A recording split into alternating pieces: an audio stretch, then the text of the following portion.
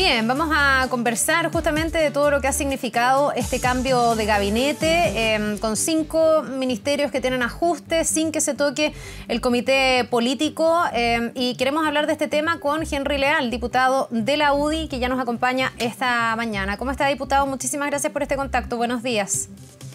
Muy buenos días. Ya, lo primero, partir con su juicio, su mirada de este cambio de gabinete. Bueno, nuestro juicio fue bastante menos de lo que esperábamos. Nosotros esperábamos un cambio bastante más profundo. Solamente se produjo en algunos ministerios sectoriales, que obviamente todos son importantes, pero no inciden mucho en los grandes problemas que tiene hoy día el país. Nosotros esperábamos que luego de los hechos de corrupción que nos ha dado el país hubiera alguna señal clara. Nos llamó mucho la atención que el ministro Montes siguiera en su cargo. Siempre pensamos que si se iba Jackson, se iba el ministro Montes, pero bueno, es decisión del presidente de la República. Esperábamos mucho más. El presidente, a mi juicio, ha tomado una decisión, que es optar por más irse a la izquierda, fortalecer el Partido Comunista, que a mi juicio es el gran ganador de este cambio de gabinete. Se ha fortalecido y prácticamente ha desaparecido el mapa político relevante de Revolución Democrática. Nosotros vemos que es un cambio bastante cosmético y que no va a cambiar mucho el derrotero del gobierno. ¿Cuándo un cambio, diputado, no es cosmético? Porque al final, en todos los cambios de gabinete, uno escucha a las oposiciones de turno, decir que esto fue cosmético, que fue poco, qué debió haber pasado, que no pasó. ¿Ustedes esperaban que se tocara el comité político? No sé si un cambio en el Ministerio del Bien Nacional, en el Ministerio de las Culturas, va a incidir mucho en la marcha del país. Hoy día los problemas chilenos son otros. Es la corrupción, es el tema de la delincuencia, es el tema de la economía, es el tema de la coordinación política, y en esos cambios no se mueve nada, absolutamente nada. Solamente se fortalece el Partido Comunista, y yo creo que el presidente ha optado por aliarse y tener como sustento principal de su gobierno el Partido Comunista. Ya, ¿y eso a ustedes les genera inquietud? Ayer hubo muchas críticas en torno al nombramiento del ahora ministro Cataldo en Educación. Y básicamente la mirada o las críticas se orientaban a que sea comunista, a su militancia política. Yo no tengo cuestionamiento en esa parte. Yo creo que a los ministros hay que darles su tiempo y evaluarlo de acuerdo a las decisiones que tomen y cómo gestionan su ministerio. Yo no soy de los que empiezo a disparar antes de que el partido empieza a jugar. Yo creo que hay que esperar cómo se desenvuelve. Obviamente nosotros no compartimos, estamos en la antípoda de lo que es la ideología comunista, pero esperamos que el ministro Cataldo tenga una apertura y simpatice con la inmensa mayoría de los chilenos, que pretenden que se garantice y asegure lo que es la libertad de educación plena. Eso para nosotros es muy relevante, y esperamos que tome sus decisiones y, en mi caso, evaluar de acuerdo a cómo actúa. Ya, ahora usted me decía que igual les llama la atención que se fortalezca el Partido Comunista. Bueno, y aquí efectivamente el gran castigado es Revolución Democrática, que se queda solo con un ministerio, luego de haber sido un partido súper fundamental del Frente Amplio. ¿Qué les hubiese gustado que pasara que no pasó? Ya me decía usted la salida de Carlos Montes. ¿Ese es uno de los pendientes de las deudas, cree, desde la oposición? Lo que pasa, Carla, es que, mire, el tema del caso de las fundaciones va a seguir. Se están descubriendo todos los días, pero luego viene el tema de la situación en los tribunales. Va a venir formalizaciones seguramente. Los tiempos de la justicia son distintos a los tiempos de la política, y el tema va a seguir. Y el tema de vivienda es tan relevante en nuestro país que no me parece adecuado que cuando un ministro quiera hacer un punto de prensa termine preguntando por el caso Fundación. Entonces, es un ministro que está debilitado políticamente, y yo creo que él debió haber dejado su cargo para darle un nuevo impulso al tema de la vivienda. Esos son los temas fundamentales para el país. Pero bueno, el presidente optó por algo distinto, no lo compartimos. Nosotros no vamos a cambiar nuestra estrategia, vamos a seguir fiscalizando al gobierno como nos corresponde en nuestro rol, fiscalizando el buen uso de los recursos de los chilenos. Ya, ¿y eso qué significa? Que ustedes desde la oposición podrían tomar más medidas para, de alguna manera, impulsar cambios que no estuvieron contemplados en el diseño del gobierno. Y se lo pregunto porque con Giorgio Jackson pasó eso. En el fondo la insistencia fue permanente para que lo sacaran del cargo. Finalmente se empezó también a anunciar una acusación constitucional que efectivamente contaba con los votos, y al parecer todo eso finalmente terminó pesando en la decisión de él de renunciar. ¿Ustedes van a hacer lo mismo en el caso, no sé, del ministro Montes, en el caso de la DIPRES, que también ha generado cuestionamientos en la oposición por la forma en que se están ejecutando los traspasos de dineros, etcétera? ¿O por ahora van a esperar a ver cómo se despliega el gobierno tras este cambio de gabinete? Mire, Carla, yo somos parte de la Comisión de Trabajo de la Cámara, y cuando tomamos la decisión de bajarnos de la mesa y pedir la salida de Jackson no fue por un capricho. Nosotros creíamos que era de tal envergadura la crisis que estaba ocurriendo que se debían asumir responsabilidades políticas. Eso ocurrió y hoy día, como un partido serio, tenemos que estar dispuestos a conversar. Hoy día está nuestra directiva conversando con el gobierno. Eso no hay que nunca dejarlo de lado, pero también eso no significa dejar nuestras convicciones. Nosotros vamos a conversar con el gobierno de buena fe, como corresponde, con apertura, pero defendiendo lo que creemos relevante. Nosotros vamos a defender nuestras convicciones en materia previsional, en materia de reforma tributaria, y lo más relevante es que nosotros necesitamos que haya un nuevo impulso a la agenda de seguridad, que si bien se ha avanzado aún, falta ponerle urgencia a muchos proyectos que son relevantes para los ciudadanos comunes y corrientes que cada día se ven afectados por el flagelo de la delincuencia. Ya, usted me habla de la voluntad de diálogo y pasemos a ese tema, que es básicamente lo que se está intentando abordar el día de hoy con esta reunión del Ejecutivo con los partidos también de la oposición que se sientan a la mesa y quieren abordar el tema de las pensiones y del pacto fiscal y otras materias. Respecto de las pensiones, la pregunta es si es una voluntad de dialogar o una voluntad de dialogar con la capacidad de ceder. Porque aquí si no se cede de lado y lado, es bien difícil que se arribe a un consenso y desde el punto de vista del gobierno, la oposición ha cedido prácticamente nada. Carla, cuando se dialoga hay que estar dispuesto a dialogar, a llegar a acuerdos, pero no a cualquier acuerdo, a buenos acuerdos por el bien del país. Mire, hay temas que yo creo que estamos llanos, hay consensos que yo creo que el gobierno debería tomarlo y donde hay consenso avanzar. A ver. No he escuchado a nadie que esté en contra que se aumente la pensión garantizada universal, la PGU. Entonces, si hay un consenso tan generalizado en todas las fuerzas políticas, ¿por qué no avanzamos en eso? ¿Por qué no hacemos ese avance prontamente, legislamos en una ley corta o como sea que se haga alguna urgencia y subamos PGU inmediatamente y veamos cómo financiamos PGU? Y no a través, no a través del pacto fiscal donde estaría radicando esa propuesta, porque el pacto fiscal que está proponiendo el gobierno tiene varias materias de ley, van a tener que mandar varios proyectos, no es necesario que lleguen a un acuerdo por el pacto fiscal para llegar a un acuerdo que suba la PGU. Mire, cada dos cosas. Mire. Primero, ¿es o no es prioridad subir las pensiones a través de la PGU? Si es prioridad, hagámoslo. No sigamos dilatando con un tema que se puede llevar meses, un año, discutiendo un pacto fiscal. ¿Y por qué no subimos inmediatamente? Nosotros hicimos una propuesta concreta a través de financiamiento royalty, financiamiento también de los ingresos del litio y otras reasignaciones. Mire, pero si eso fuera insuficiente y lo demuestran que es insuficiente, nosotros siempre hemos estado dispuestos a avanzar en el tema, por ejemplo, de evasión tributaria.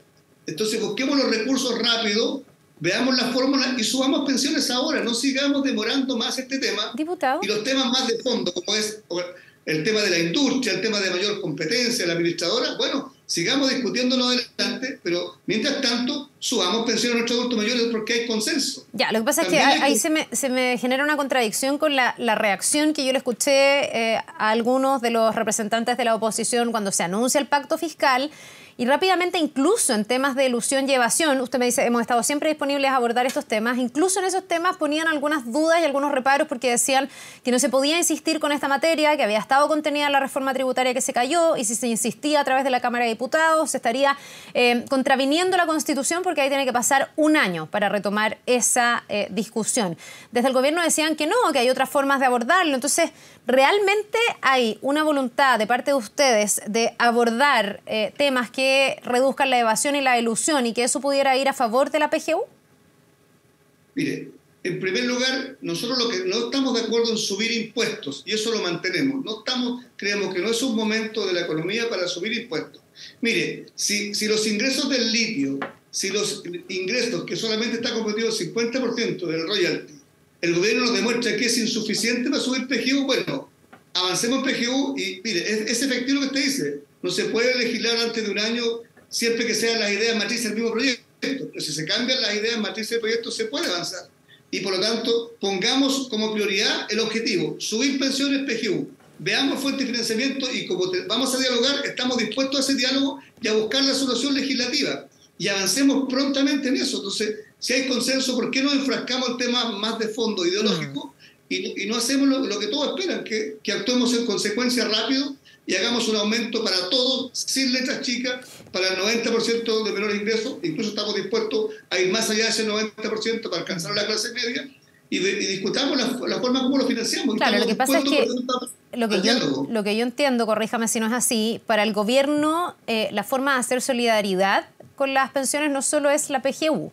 Y ahí entonces se empieza a enredar o unir un tema con otro, digamos, y no es tan fácil separarlo, porque lo que quiere el gobierno es avanzar en PGU, pero al mismo tiempo avanzar en este fondo social que tiene que ver con esta cotización adicional de 6% de cargo de los empleadores que tendría cada uno de los trabajadores, y con esos recursos, o parte de esos recursos, que es la propuesta que hasta ahora va flexibilizándose de alguna manera, hacer este fondo social que también permita mejorar las pensiones. Y ahí, en el fondo, se nos empiezan a unir los temas y por lo que uno ve, ustedes desde la oposición no han cedido en esta materia. O sea, siguen insistiendo en un 6% completo a las cuentas de capitalización individual, mientras que el gobierno ha pasado desde una primera idea de las cuentas nocionales, que no tenían ningún destino, al parecer, en el diálogo con ustedes, en la oposición, a flexibilizar la mirada, decir que, bueno, a lo mejor un 1% a cuenta individual, un 5% a solidaridad, y hoy día ya estaría sobre la mesa la idea de un 4 y 2. Y ustedes siguen en un 6% para las cuentas individuales. Entonces, mi pregunta es, ¿están dispuestos a ceder? ¿Podrían avanzar hacia esa idea de un fondo de solidaridad? ¿O esto para ustedes en la oposición y en la UDI particularmente es intransable? Carla, dos cosas. Primero, nosotros defendemos principios. Para nosotros es un tema de principio relevante defender la propiedad de los fondos de los trabajadores, y por eso optamos por las cuentas individuales. Pero mire, yo quiero decir lo siguiente: lo que el gobierno quiere es crear un fondo de reparto.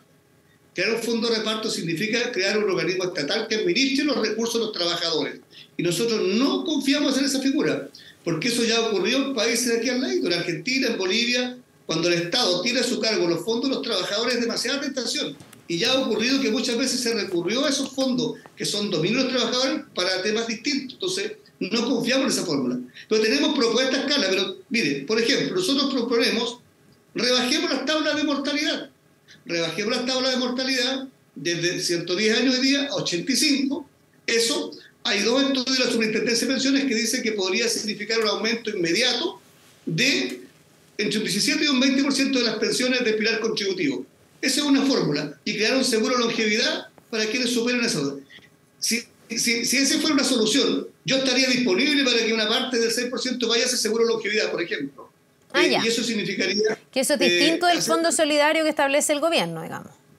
Por supuesto que sea dominio de los trabajadores, de las personas, pero esa sola baja, ese solo cálculo de 110 años a 85, lo ha calculado la propia superintendencia. Dice que las pensiones podrían subir entre un 17 y un 20% de manera automática. Entonces, si el objetivo es subir pensiones, busquemos fórmulas alternativas y lleguemos a acuerdos. Nosotros estamos dispuestos a ceder ahí. Y también dijimos algo adicional, Carla. Nosotros estamos dispuestos a avanzar en el tema de las comisiones. Claro. No nos parece justo que cuando las administradoras, cuando hay rentabilidad negativa en los fondos de los trabajadores, las administradoras siempre ganan y siempre cobran lo mismo. Yo creo que eso no es justo, y también estamos dispuestos a avanzar a eso para que cambie y de manera de rebajarla significativamente, o simplemente que no se cobre cuando hay rentabilidad negativa. Ya, no, ese sí que es un punto de consenso con el gobierno también. Ahora, me quiero quedar en lo anterior que usted dijo. Usted decía que les da desconfianza en la oposición esta idea de tener un administrador público estatal, me imagino, que se haría cargo de este fondo solidario, como lo llama el gobierno. Usted me dice sistema de reparto, que básicamente es con ese 6% adicional, que podría ser el 6 completo, el 5 o el 4, dependiendo cómo quedara la fórmula, se vaya a hacer solidaridad con personas que están más afectadas con bajas pensiones, mujeres que generalmente tienen brecha, que haya también solidaridad intrageneracional, los jóvenes subsidiando de alguna manera a los más viejos que se tienen que pensionar. Usted me dice que tienen desconfianza. Hoy día esa desconfianza ha ido creciendo porque en el gobierno anterior, efectivamente, desde la UDI, desde los partidos que en ese momento eran oficialistas, se abrieron a una fórmula que avanzó en el Parlamento y que tuvo importante, y casi se cerró el acuerdo, que era un 3% para solidaridad, un 3% para cuentas individuales, y ahí sí se cedió para que quien administrara eso fuera precisamente un organismo estatal, un ente estatal. Lo recuerdo perfecto, me tocó en esa época entrevistar muchas veces al ministro de Hacienda, en ese momento Felipe Larraín. Ahí tenían confianza y hoy día no la tienen.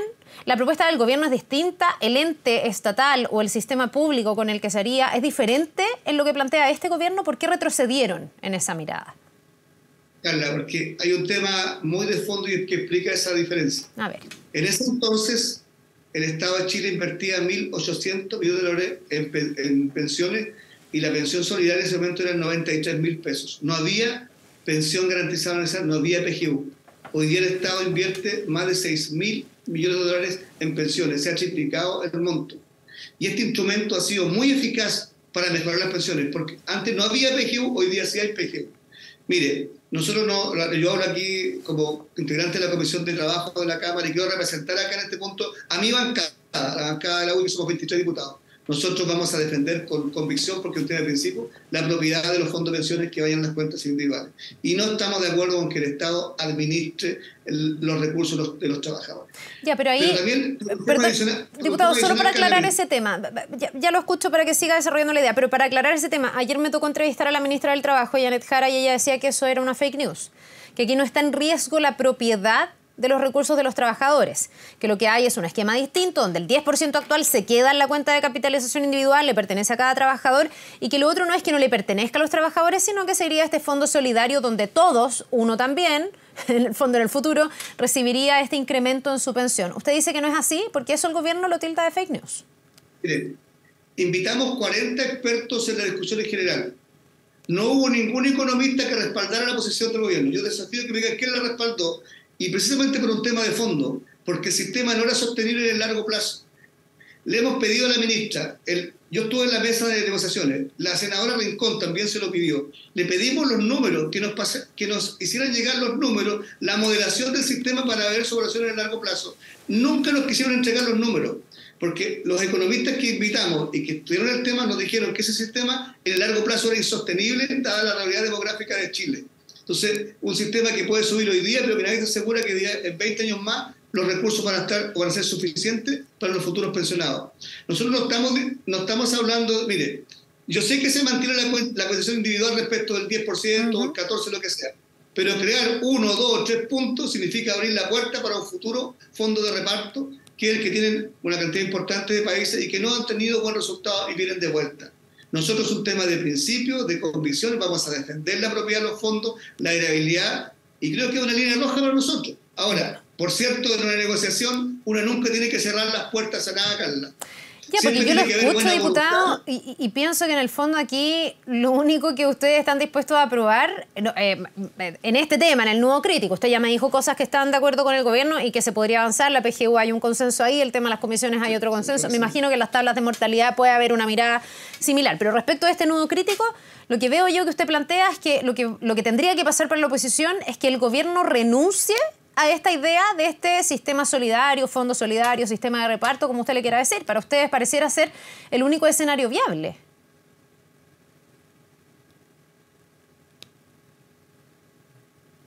Diputado.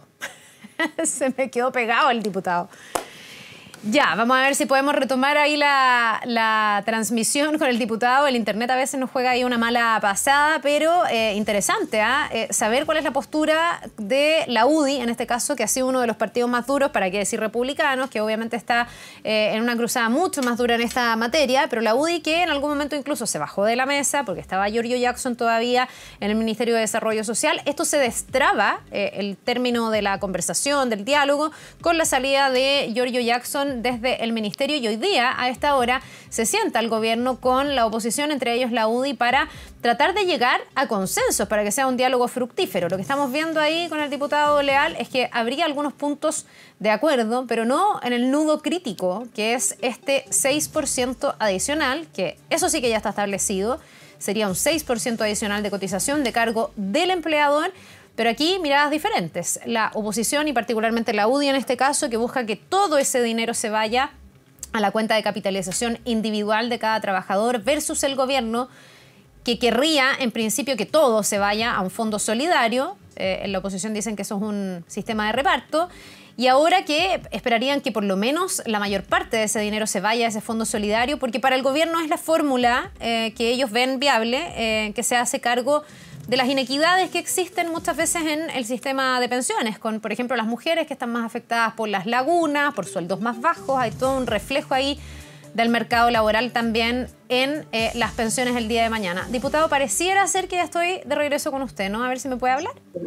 Ya. Oiga, algo pasó, no sé qué pasó. Se quedó congelado, así como dice Cachureos, congelado. A ver si podemos retomar. Yo le decía, pareciera ser que el único escenario viable para ustedes es que el gobierno, en el nudo crítico, ya lo expliqué, yo creo que me escuchó, no en las materias de consenso, sino que en esta donde hay mayor disenso, es que el gobierno renuncie a la idea del Fondo Solidario. Bueno, eso es lo que nosotros creemos y lo que vamos a defender. Pero también le dije, Carla, que uno nunca tiene que cerrarse y siempre estar de buena fe y dispuesto a ser convencido de lo contrario. Ya. Pero permítame que nosotros defendamos un tema que es de principio, que defender la propiedad de los fondos de los trabajadores. Diputado, ¿qué mirada tienen ustedes sobre la existencia de las AFP? Porque también esa es otra discusión, ¿no? Si deben ser las AFP las que administren, incluso, bueno, al 10% actual sabemos que no se tocaría y quedaría por lo menos administrado por privados. No sé si exactamente en la figura de las AFP. Pero ayer el gobierno destacaba mucho, lo hizo la vocera de gobierno, la posibilidad, decía ella, por primera vez, de que los trabajadores decidan quién administra sus recursos. ¿Cómo ven ustedes esta parte? El tema de la administración, ya no de la rentabilidad y del cómo hacer crecer las pensiones, sino que quién administra las pensiones. Yo estoy de acuerdo con eso, Carla, que haya libertad plena. Incluso con el 10%. Que haya libertad plena, pero no solamente respecto de la administración, perdón, de la inversión, sino también de la administración. Lo que el gobierno quiere es que haya libertad plena en la inversión de estos recursos, no en la administración. Quiere licitar, pero teniendo siempre el control del Estado. Nosotros decimos no, nosotros queremos que haya libertad plena, que tú decidas, que cada trabajador decida con absoluta libertad quién quiere que le administre sus fondos. Si quiere un administrador privado, sea AFP o como se llama en el futuro, o que sea el Estado, tú decides. Y también tú decides quién te invierte esos recursos. Libertad en ambos sentidos, administración e inversión, pero que haya competencia en igualdad de condiciones, cosa que no contempla el proyecto. El proyecto contempla un inversor privado y un público, pero no compite en igualdad de condiciones. Usted comprenderá, Carla, como todos los chilenos que nos escuchan, que una empresa privada es difícil compita con un servicio público, que no está obligado a tener rentabilidad. Eso no nos parece justo. Queremos igualdad en la cancha, pareja, que ambas instituciones, la pública y la privada, estén sometidas, por ejemplo, a la superintendencia del ramo y que compitan en plena igualdad de condiciones y, por lo tanto, no tenemos ahí diferencia. No tenemos ningún problema con que haya un inversor público y un inversor privado. Ya. Son hartas las materias, vamos a ver cómo avanza el diálogo. Diputado Henry Leal, le queremos agradecer. Ha sido bien explicativo de cuál es la postura con la que llegan ustedes como oposición a este diálogo con el gobierno. Que le vaya muy bien y que tenga un buen día. Gracias. Muchas gracias, Carla. Que tenga buen día. Nos vemos.